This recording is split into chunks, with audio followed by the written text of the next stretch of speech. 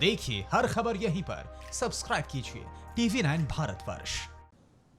देखिए मैं सिर्फ ये कह रहा था कि परिंदों का इस्तेमाल, खासकर होमिंग पिजन्स, कबूतरों का इस्तेमाल वर्ल्ड वॉर 1, वर्ल्ड वॉर 2 में भी किया गया है, इंटेलिजेंस एजेंसीज ने किया है, और पाकिस्तान इस घिसी-पिटी चाल पे एक बार फिर से आ गया है, क्योंकि सारे टेक्नोलॉजिकल मीन्स इसके फेल हो गए हैं। आप बिल्कुल सही कह रहे हैं। इसके ड्रोन्स, काफी लार्ज साइज ड्रोन थे जो कि एग्रीकल्चरल स्प्रेइंग के लिए इस्तेमाल कर रहे थे। इसका इस्तेमाल ये कर रहा था क्रॉस बॉर्डर हथियार पहुंचाने का, और वो ड्रोन्स को हमने मार गिराया है।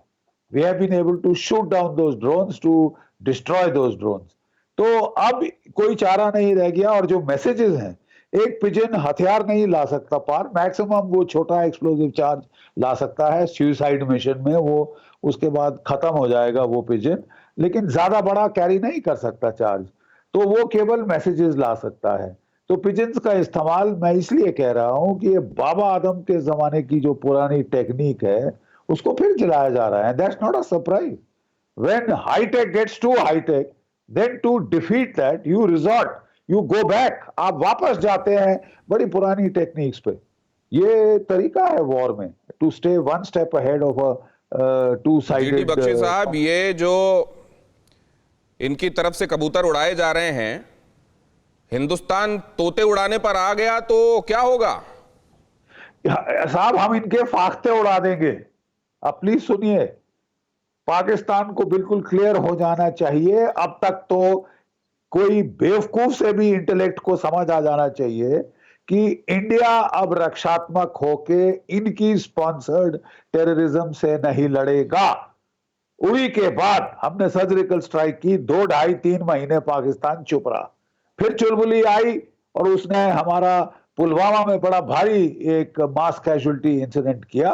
We struck back with an air strike. और इसमें कहां किसको शक है? इंटरनेशनल बॉर्डर, पाकिस्तान ये बात समझता है, इसीलिए बार बार ये बात कहनी पड़ती है कि हम आखिरी दम तक लड़ेंगे। अगर हम पर जंग मसल्लत की गई तो मतलब ये मालूम है कि दम आएगा आखिरी वाला, और तब तक लड़ना पड़ेगा, और उसके बाद भी जीत नहीं होगी। लेकिन क्या इफ्तिखार साहब, इस सब को, क्योंकि ईद एक ऐसा मुबारक मौका है जिसमें कहा जाता है कि आप दुश्मन को भी गले लगाते हैं, क्या आप रिव्यू करने के लिए एक कंट्री के तौर पर, एक कौम के तौर पर तैयार नहीं हैं कि आपके यहां पर जो सोशियो इकोनॉमिक स्ट्रक्चर है वो सुधरे, लोगों की माली हालत ठीक हो, पड़ोसी के साथ आप अच्छे से रहना सीख जाएं, आप भी तरक्की करें और यहां भी डिस्टर्ब करना छोड़ दें मजहब के नाम पर, इस्लामोफोबिया के नैरेटिव बना कर?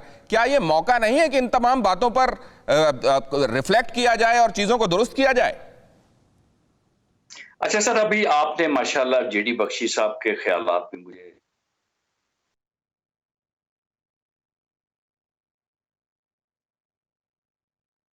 ये सवाल जो हिंदुस्तान की तरफ से पूछा जाता है अनुत्तरित ही रह जाता है। कभी उनके पास से जवाब नहीं आते और कभी जवाब आ रहे होते हैं तो बीच में इस तरह के व्यवधान आते हैं। मैं इस बात को लेकर फखर साहब के पास जाऊंगा। फखर साहब, क्या मेरी बातों में आपको सब्सटेंस लग रहा है कि सकारात्मकता के साथ, सदाशयता के साथ, एक दूसरे के लिए अच्छा सोचते हुए ज्यादा बेहतर जिंदगियां जी सकते हैं दोनों मुल्क के लोग?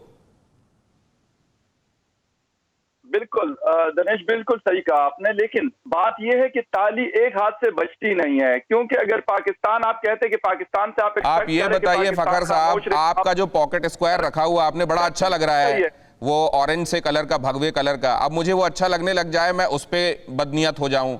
आपका जैकेट बहुत अच्छा लग रहा है, मैं कहने लगूं कि नहीं साहब ये बहुत अच्छा, आप उतार के मुझको दे दो। आप उतारो नहीं तो मैं उसको खींच के पहनने की कोशिश करने लगूं। तो इसमें किसकी नीयत खराब है? पॉसिबल नहीं है, पॉसिबल नहीं है। बात मैं आपको वही, हम फिर घूम फिर के फिर कश्मीर पे इसलिए आ रहे होते कि आप, मसला कश्मीर का ही है। हमारे और आपके दरमियान और किस चीज का डिस्प्यूट है? कश्मीर का ही डिस्प्यूट है ना। कश्मीरी लोग कहते हैं कि हम हिंदुस्तान के साथ नहीं रहना चाहते, और आप उन्हें जबरदस्ती वहां पे फोर्सेज, आपने विभाजनकारी ताकतों को हमेशा हवा देने की, फखर यूसुफजई साहब माफ कीजिएगा, कोशिश की है।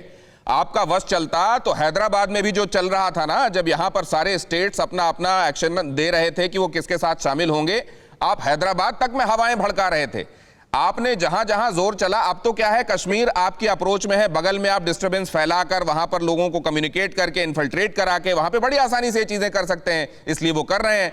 कश्मीर हमारे लिए कभी मामला नहीं है और इस बात को भूल जाइए, वो इंटीग्रल पार्ट था और रहेगा। लेकिन आप लोग अपना नजरिया कब बदल रहे हैं?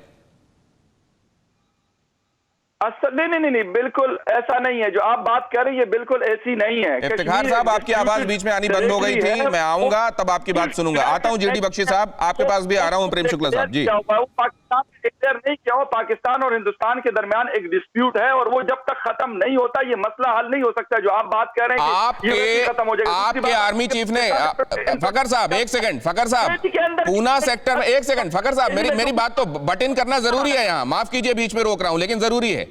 आपके आर्मी चीफ ने जाकर पूना सेक्टर में क्या कहा है कि पाकिस्तान फेल हुआ कश्मीर को एक इशू बताने में, जबकि हिंदुस्तान ने जो कुछ किया उसको ग्लोबली ये बताने में कि उसका कदम सही था, वो सक्सेसफुल रहा। सर, कोई चीज आजकल कोई बेवकूफ कहीं नहीं बैठा हुआ है। अगर आप ठीक कहेंगे तो लोग ठीक करेंगे, तो लोग ठीक कहेंगे। अगर आप गलत नियत के साथ कुछ कर रहे होंगे तो उसको गलत कहेंगे। इसलिए सब जगह पर मुंह की खानी पड़ रही है, यूएन से लेकर तमाम जगहों पर, क्योंकि आपकी जो नियत है वो ठीक नहीं है। परवाह देश की, सोमवार से शुक्रवार रात 10 बजे TV9 भारतवर्ष पर।